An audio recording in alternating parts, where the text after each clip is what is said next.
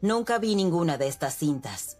En realidad, siempre quise verlas para saber qué tenían, pero nunca lo hice. Tengo miedo de verlas, porque si lo hago y veo algo que me alarma, me castigaré por no haber visto algo que era tan obvio, ¿entienden? Si bien tengo bellos recuerdos, a veces me duele. Recuerdo esa noche. Él estaba en la mesada sentado frente a mí y como recién vi en el video, él estaba feliz pero su rostro cambió. Todos vieron que su comportamiento cambió. Todos sabían cuándo eso pasaría, cuándo se convertiría. Es una parte de mi vida que ya no quiero tener. Creo que sería bueno deshacerme de todas estas cintas, porque siento que estoy atascada en un limbo hace mucho tiempo. Y sé que esto me ayudará a avanzar.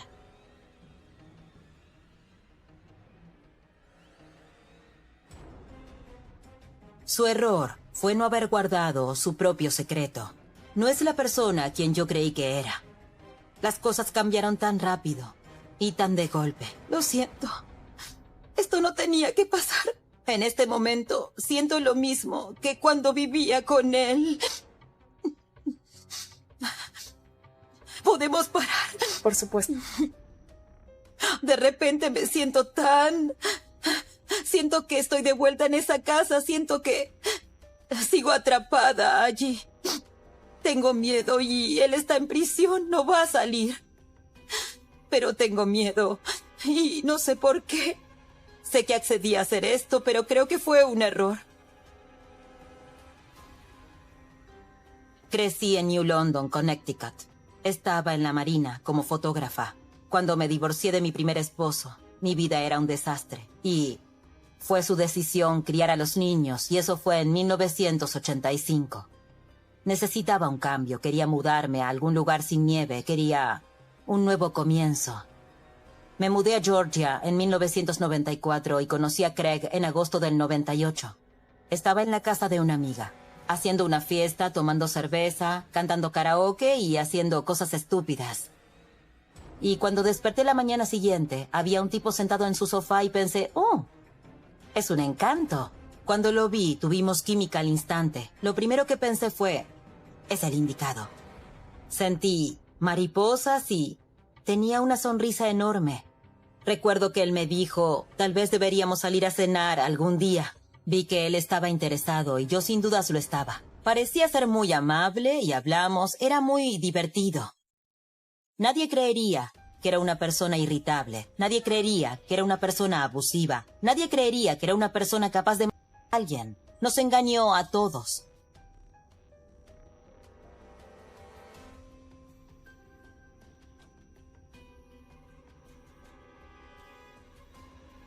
Casi todas las noches, luego de salir del trabajo, íbamos a la casa de un amigo a jugar a los dardos, beber cerveza y jugar a las cartas. Sus amigos decían, oh, nunca vimos a Craig así. Parece estar tan feliz. Eres lo mejor que le pasó. Y yo pensaba, eso es, sí, por fin mi vida va como quiero. Pero teníamos un amigo que se llamaba Jack y me dijo, tienes que alejarte un poco de él. Tienes que dar un paso al costado porque no es quien tú crees. Le pregunté por qué y me dijo, no es buena persona, solo ten cuidado. Mi pensamiento fue, ¿mala persona que engañó a su exnovia? ¿Bebe demasiada cerveza y se queda dormido en la mesa? Me dijo, sé que todos piensan que son geniales juntos. Y tal vez lo sean, ¿sabes? Pero él es muy malvado. Ten cuidado. Te hará daño, te gritará. Tiene mucha ira. Fue un aviso para que huyera. Pero cuando Jack me dijo eso, simplemente lo ignoré. Yo no había visto eso. Pensé que Jack estaba interesado en mí y que por eso quería que me alejara de Craig. Por eso lo ignoré. En serio pensé que él tenía otras intenciones, ¿sabes? En ese momento no vi nada malo en Craig, nada. No vi ningún indicio de que las cosas saldrían como lo hicieron.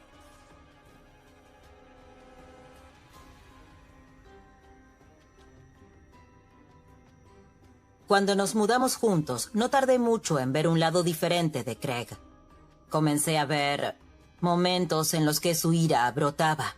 En nuestra primera Nochebuena, a los pocos meses de nuestra relación, volvió a casa enfadado, por nada en particular. Estaba borracho, arrastraba las palabras y se tambaleaba por la casa. Me dijo, ve a la cocina y hazme algo de comer. Yo pensé que bromeaba. Todavía no había visto ese lado mezquino y no tuve miedo de enfrentarlo. Así que lo enfrenté por actuar de esa manera y le pregunté cuál era el problema. Su rostro cambió. Pasó de esto a esto. Tuve miedo. Primero fue esta cara y luego esta. Y luego me tomó de las muñecas y me lanzó contra la pared. Nunca antes lo había visto así. Me dije a mí misma, no seré amada. Y luego vinieron las promesas. Oh, estaba borracho y no puedo creer que hice eso. Debería haberme escapado de ahí. Pero estaba desesperada porque las cosas funcionaran, porque pensé que lo conocía. Estaba segura de que era mi alma gemela. Y pensé que había sido cosa de una sola vez. Nunca antes había pasado. Y tampoco volvió a repetirse hasta mucho después. Pasaron años antes de que pasara de nuevo. Pero en mi alma, ahora que lo pienso, creo que Craig siempre fue así. Era malvado y disfrutaba lastimar a las personas física o emocionalmente. Y creo que aprendió a esconder esa parte muy bien. Pero cuando se le caía la máscara, se convertía en alguien insensible. Le daba placer herir a las personas, le gustaba.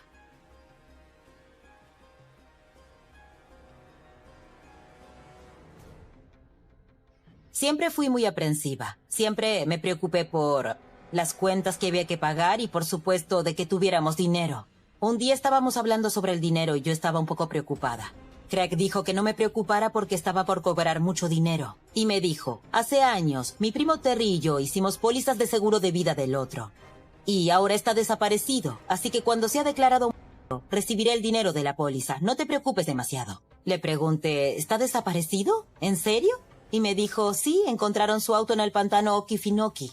El auto estuvo encendido toda la noche o todo el día antes de que lo encontraran. Ya no tenía gasolina, la puerta estaba abierta. Sabía muchos detalles sobre el auto, lo cual me llamó la atención, pero pensé que tal vez todo eso estaba en el periódico.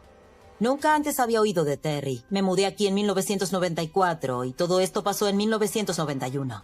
Le pregunté, ¿a qué te refieres con póliza de seguro? ¿El seguro de tu primo? La mayoría de las personas solo tienen pólizas de seguro con sus cónyuges. Nadie lo hace con un amigo, amiga o primo. Pero, según él, eran más unidos que hermanos. Terry era su mejor amigo, era su hermano, siempre estaban juntos. Estuvieron juntos desde que eran niños hasta que Terry desapareció. Ahora que lo pienso, es muy extraño que esperara a que Terry fuera declarado muerto en lugar de esperarlo y ver si regresaba a casa. Pensé que Terry había huido. Algunas personas lo hacen. Yo huí de Connecticut, lo hice. Tal vez él también quiso un nuevo comienzo. Pero yo nunca escuché a Craig hablar de que su primo tal vez fuera encontrado con vida. Nunca. Solo me dijo que Terry había desaparecido y nunca lo encontraron. Dijo que nunca encontraron su cuerpo. Ahora que lo pienso, eso también es raro. ¿Por qué diría Craig, nunca encontraron el cuerpo, si no sabía que Terry estaba muerto? Esta foto es de nuestra boda.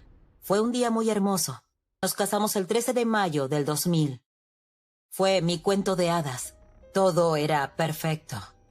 Este era el comienzo de lo que pensé que sería la vida perfecta, que siempre quise. Había encontrado a alguien que se preocuparía por mí y nos protegeríamos el uno al otro y es muy triste ver esto. El cuento de hadas terminó cuando descubrí que él no era el hombre que yo creí. Craig mencionaba la desaparición de su primo Terry de vez en cuando. Y tenía el hábito de hacerle creer a uno las cosas más estúpidas y tontas que existen. Me hablaba sin parar sobre alguna cosa y cuando por fin me hacía creer eso, siempre decía, es un chiste. Eres tan estúpida. No puedo creer que creyeras eso. Y una noche estábamos viendo una película sobre un ejército entrenando en el pantano. Y dijo, ahí es donde está Terry. Le dije, ¿qué? ¿Cómo que Terry está en el pantano? Sí, yo lo puse allí. Vamos, Craig. Y me dijo, no, es en serio, lo puse en el pantano. ¿Y cuándo lo pusiste en el pantano? Dijo, luego de que lo maté. Y solo pensé, sí, claro. Solo pude decir, es una broma, ¿cierto? Y dijo, no, hablo en serio. Y dejé el cuerpo en el pantano porque se acostaba con mi esposa. Y pensé que era otra de sus bromas. Incluso esperé el remate, pero lo dejé pasar porque pensé que lo había dicho para ver mi reacción. Quería ver si yo hacía ¡oh!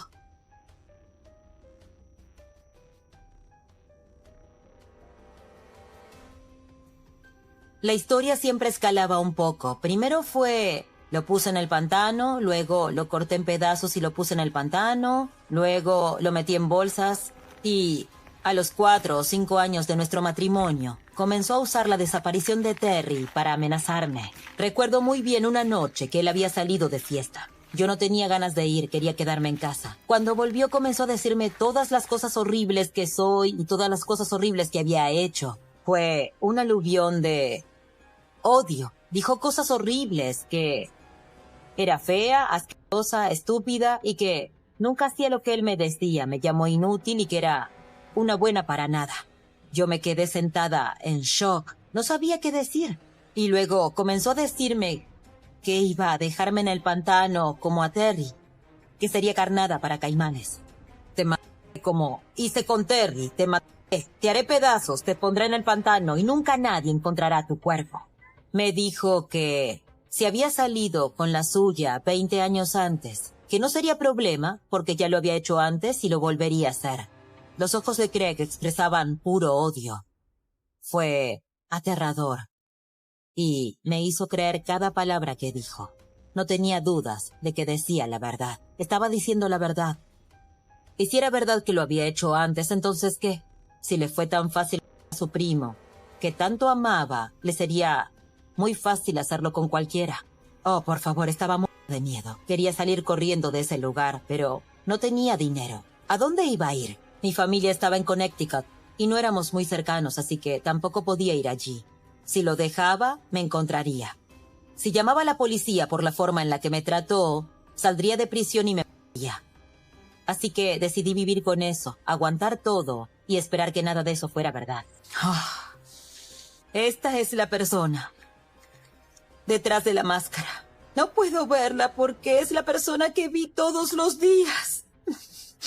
Y tengo miedo, aún hoy. Por favor, no me hagan verlo de nuevo. Sentí mucho miedo cuando vi su rostro. Nunca dejé de sentirlo.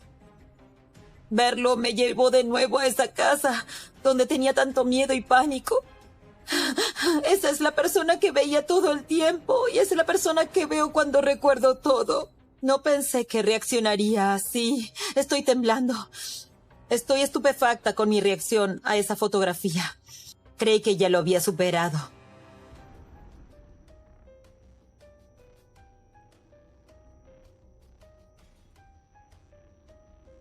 Un día me preguntó si podía ir de compras y conseguir un marco grande para colocar varias fotografías en un solo marco. Creí que iba a poner fotos familiares, tal vez de su familia y mi familia, combinadas en un solo cuadro. Creí que era una linda idea, ¿saben? Así que lo hice. Volví a casa con un marco enorme y él comenzó a ubicar recortes periodísticos de Terry sobre cómo encontraron su auto, sobre cómo sospechaban de Craig y muchas fotografías de Terry en un collage. Me pareció muy morboso. Cuando leí que era el único sospechoso de su desaparición, le pregunté al respecto. Le dije, ¿saben que fuiste tú? Él me dijo, sí, pero no pudieron probarlo porque no encontraron el cuerpo. Creo que él estaba orgulloso de ese collage. Cada vez que él lo colgaba en la sala de estar, yo lo bajaba y él volvía a colgarlo y así sucesivamente. Para él era un juego. Mira lo que hice y me salí con la mía. Yo sabía la verdad, pero ¿qué se suponía que debía hacer? ¿Ir a la estación de policía y decirlo? Si no pudieron probar nada en 20 años, ¿qué iba a cambiar? Además, si yo no hacía lo que él quería, me moría. Siempre me decía, te haré lo mismo que le hice a Terry, serás comida de caimán. Así que cierra la boca y solo vive tu vida como si nada pasara. Pero sentía que sabía demasiado. A veces sentía que él creía que yo sabía demasiado y nunca dudé que era capaz de matarme. Solo era cuestión de cómo y cuándo.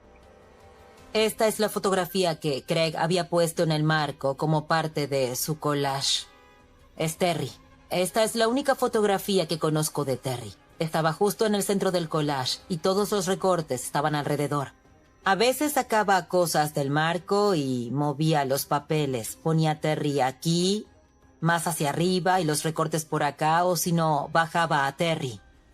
Es espeluznante. Lo hacía feliz verlo.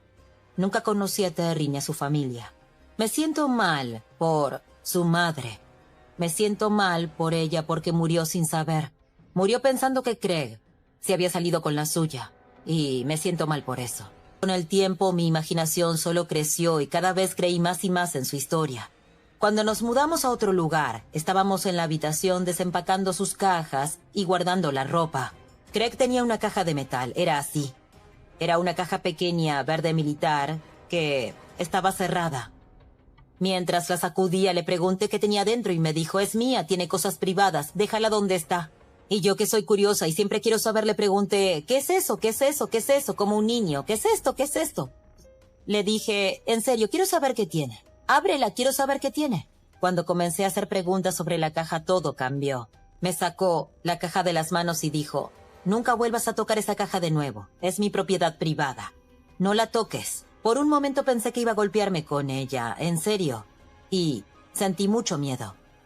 Luego me dijo, nunca vuelvas a tocarla. Sabes lo que pasará si lo haces. Y yo sabía a qué se refería a dejarme en el pantano.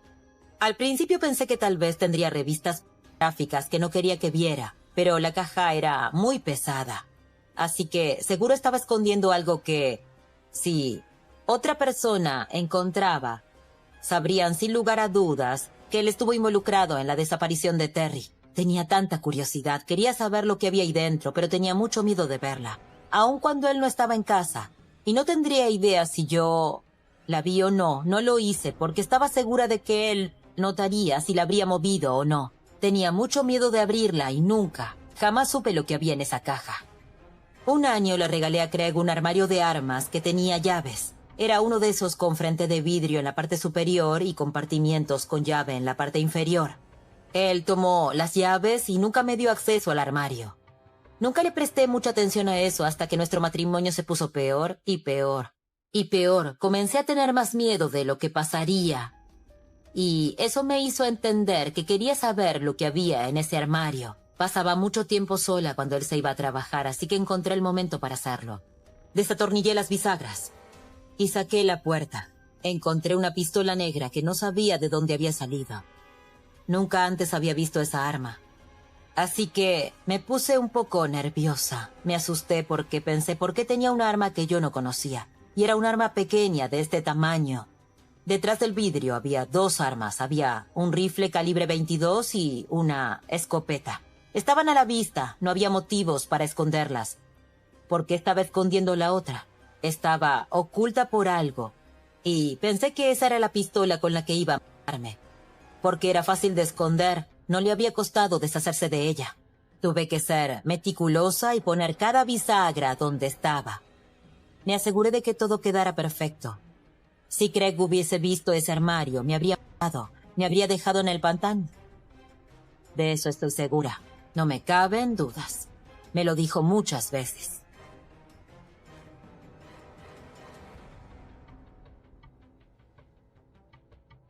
No puedo decir que físicamente no tenía forma de dejarlo, pero me habría destrozado. Estaba tan rota que ya no me interesaba nada. Una noche, él salió y volvió a casa lleno de rabia. Yo estaba viendo televisión, me pasó por delante, se dirigió al armario, sacó la pistola. No dijo una palabra y ni siquiera me miró. Pensé que iba a darse la vuelta y dispararme, pero ni siquiera me miró. Ni siquiera reconoció mi existencia. Salió por la puerta principal. Le disparó al aire unas 3 o 4 veces, entró a la casa, dejó el arma de nuevo en el armario y se fue. Me asustó. Yo estaba sentada en el sofá viendo televisión, rogando que, si tal vez lo ignoraba, todo pasaría. Esa noche creo que decidió que iba a dispararme cuando perdió los nervios, pero luego decidió hacer eso, disparar al aire. O tal vez lo hizo para que pensara que algo pasaría. Cuando se fue, salí de la casa a mirar el piso y encontré los casquillos de los disparos. Los levanté del piso, le di un para una amiga y le dije, si algo llega a pasarme, esta es la pistola que lo provocó. Pensé que si alguien tenía los casquillos, al menos alguien sabría lo que me pasó. No sería como con Terry. Nadie tendría que preguntarse si lo hizo Craig. Así, no se saldría con la suya, con otro más. Sabía que iba a matarme. Por cómo me miró la última vez, supe que iba a matarme. Iba a pasar muy pronto. Una noche él estaba más loco que de costumbre. Yo estaba acostada en la cama y escuché a Craig llegar borracho e hice de cuenta que estaba dormida. Lo escuché abrir el armario. Cuando escuché que estaba en la sala de estar, me levanté y lo vi. Tenía el rifle en la mano y estaba paseando por la casa, desenroscando las bombillas hasta quitarlas. Las sacaba y las ponía en el piso o en la mesa, donde pudiera, una por una. Lo vi hacerlo en la cocina, en el pasillo. Lo vi ir a la sala de estar hasta que no hubo luz. Lo vi ir al baño hasta que no hubo luz. Era muy metódico y tenía un plan. Podía escuchar mis propios latidos, podía sentir mis latidos. Tun, tun, tun, tun. Eran cada vez más rápidos y pensé, ¿qué voy a hacer? ¿Cómo voy a salir de aquí? Y justo en ese momento, Tina, mi hija, llamó. Lo primero que pensé fue, tengo que callar ese teléfono ahora, si no lo silencio, vendrá directo hacia aquí. Me dijo, tuve una sensación extraña y te llamé. Le dije, va a matarme. Me matará esta noche. Está sacando las bombillas, tiene un arma. Voy a morir.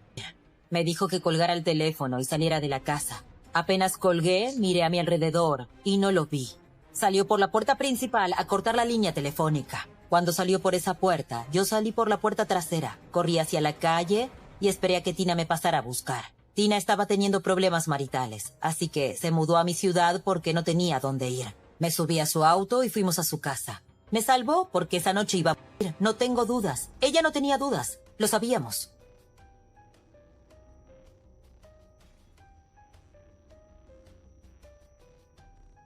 Tenía miedo de volver a esa casa y necesitaba una orden de restricción contra él. Cuando fuimos a la audiencia, Craig tenía que estar ahí. Y el juez dijo, ¿por qué le tienes miedo? ¿Por qué crees que te matará? Y yo dije, porque mató a su primo. El juez dijo, bueno, ¿cómo lo sabes? Porque me lo dijo. Me dijo que mató a su primo. Esto no es una exageración. Craig dijo, ¿encontraron algún cuerpo? Fue así de arrogante. No pueden tocarme. Así no actúa una persona inocente.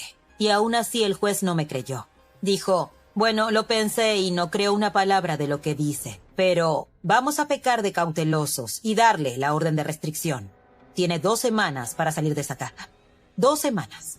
Craig lo tomó como que el juez estaba de su lado. Se mostró como diciendo, mira esto, niña. Puedo decirle esto a un juez en un tribunal público y todavía no te cree.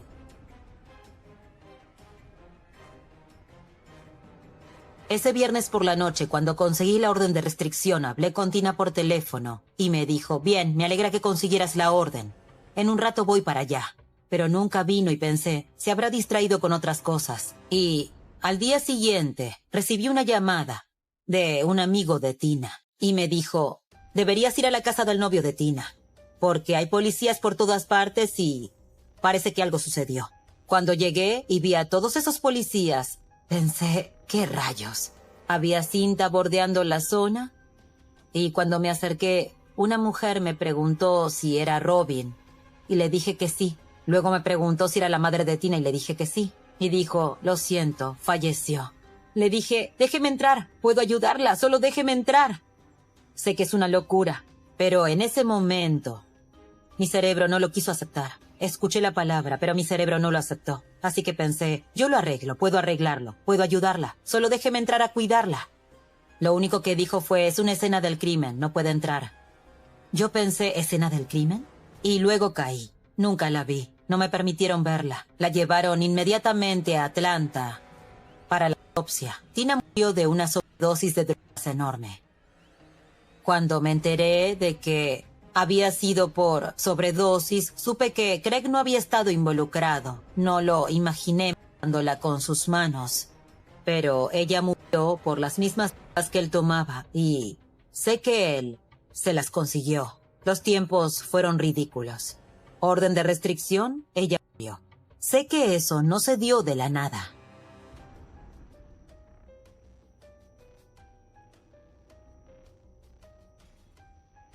Viernes, la orden de restricción. Sábado, Tina.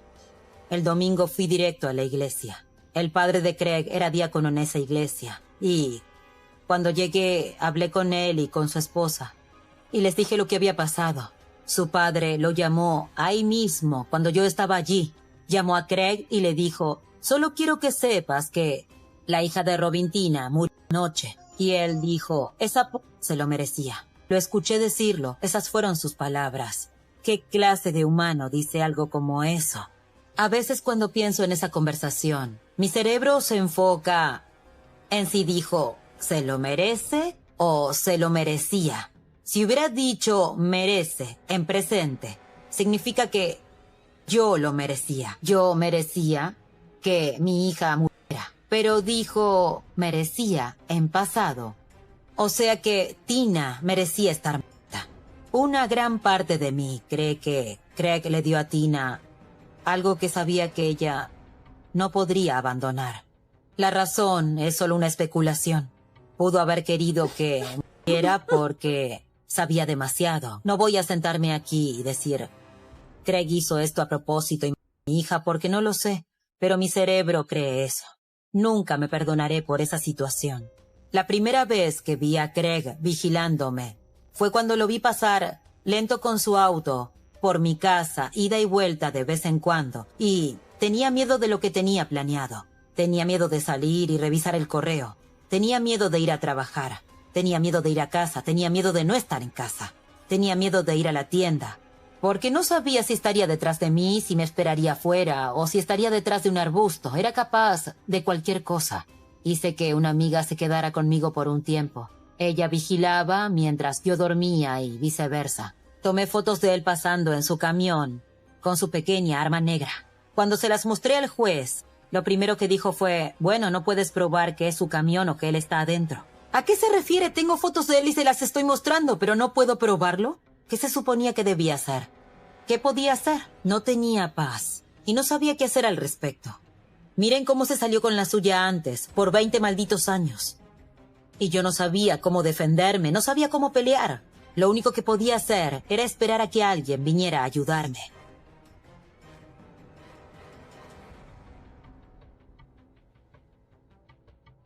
Menos de un año después, a los 4 o 5 meses, me contactó la detective del condado de Ware. Me interrogó acerca de lo que sabía sobre lo que Craig le había hecho a Terry. Le pregunté por qué quería hablar en ese momento conmigo. Y me dijo, bueno, según entendemos, en una audiencia pública usted lo acusó de a Terry. Mi estómago dio un vuelco. Cuando dije que Craig había matado a su primo, el juez me había hecho una pregunta y yo la respondí con honestidad. No pensé que fuera a ir más lejos. Pero alguien se lo dijo a alguien, que se lo dijo a alguien, y se lo informaron a los detectives en el condado de Ware. Me preguntaron si Craig alguna vez me había dicho o admitido que lo hizo. Y si fue así, ¿qué dijo y cómo lo dijo? Hicieron todo tipo de preguntas. Dije la verdad, y es lo único que podía hacer. Era hora de que todo terminara. Era hora de que la familia de Terry dejara de cuestionarse.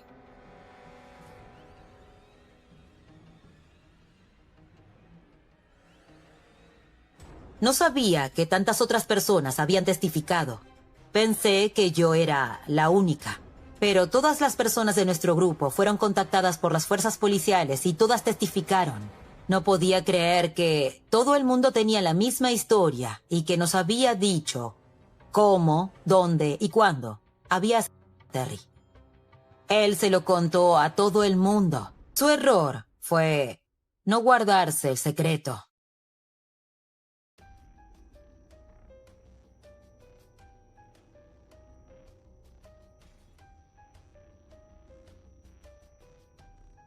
Ya pasaron 10 años de eso.